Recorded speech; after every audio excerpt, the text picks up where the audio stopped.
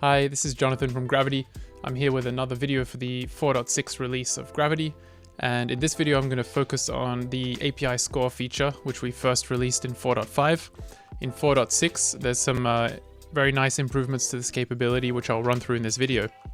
So as a reminder, API Score is Gravitee's automated governance capability. It lets you automatically score and rate your APIs based on their security levels, documentation levels, consistency levels. We provide built-in rules which are used to evaluate your APIs, but you can also provide your own custom rules that meet your organization's specific criteria. So here I am on the API Score dashboard. You'll see here an overview of the score of all the APIs in my environment. So we've got an average score, number of errors, number of warnings, and then I have a list of all the APIs in my environment ranked by score, which gives me a very good insight as to the quality level of APIs across my environment. So even if you have hundreds or thousands of APIs, and these can be APIs which are running on the Gravitee gateway, but also federated APIs brought in from AWS or Azure or Apigee and whatnot. You can see all these things in one place. Now, with 4.6, one of the big improvements we made is that not only can you score OpenAPI and async API definitions, you can also score the core Gravitee API definition itself. So every parameter that you see on an API definition like this, the name, the version, description, the labels, the categories, the entry points, the endpoints, the policies, the documentation pages, the role-based access control, all these parameters now you can write rule sets to score them automatically. So that's an extremely powerful capability. We're rolling that out for v4 proxy and message APIs in 4.6, and in 4.7 we'll roll it out to other API types as well. Now, the other big enhancement that came with 4.6 is that you are now able to manage your rule sets in the UI, so you can upload and delete and view your rule sets directly here in the user interface. So here's an example rule set that I've uploaded.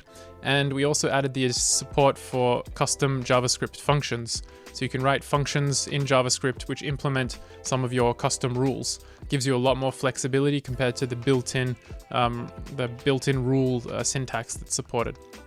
Now, of course, all of this is based on Spectral under the hood.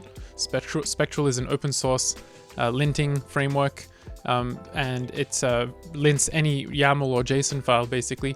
And so that's the technology we're using under the hood here. So if you've already written Spectral rule sets, you'll be able to import them into Gravitee.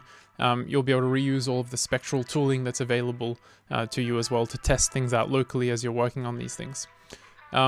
Great, so I'll give you a little example of what this allows you to do. So I'm going to open up an API here called the bad API, and I'm going to head to its score tab. So we see here I've got a total of 6 issues with my API, and if I scan through here a little bit, we'll see that I've got an issue with the Swagger documentation, and you can see that it says the title must end with a valid region code.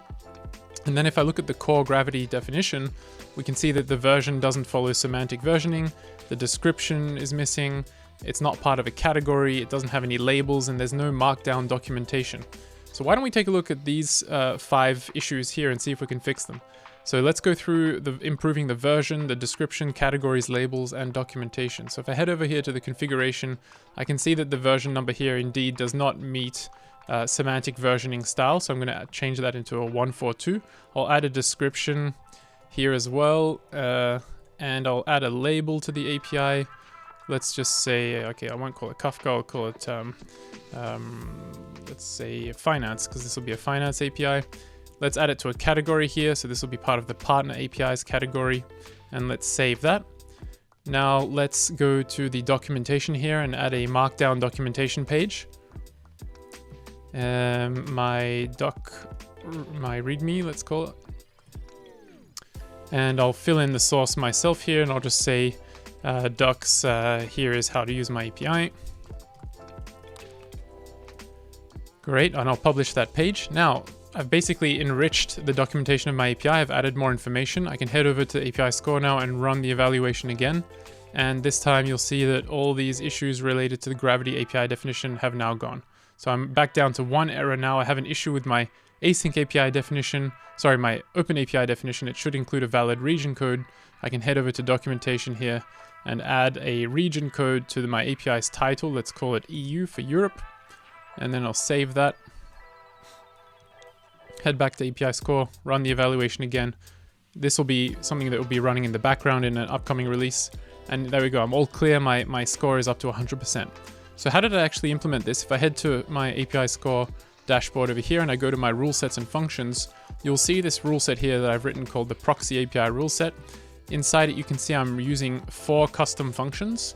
And inside here, you can then see all the different rules. So description not empty is checking that the field description exists and that it's defined. You can see the semantic versioning rule here, which checks the API.version attribute and it needs to match a certain pattern. You can see that it's checking that the labels array has at least 1 entry, the categories array has at least 1 entry, etc. So you can see how we can basically write a lot of this interesting custom rules to basically define what I consider to be a high quality API. Now for the documentation pages, here I have a rule that says the API should have at least 1 Swagger or async API doc page. So my API in this case does.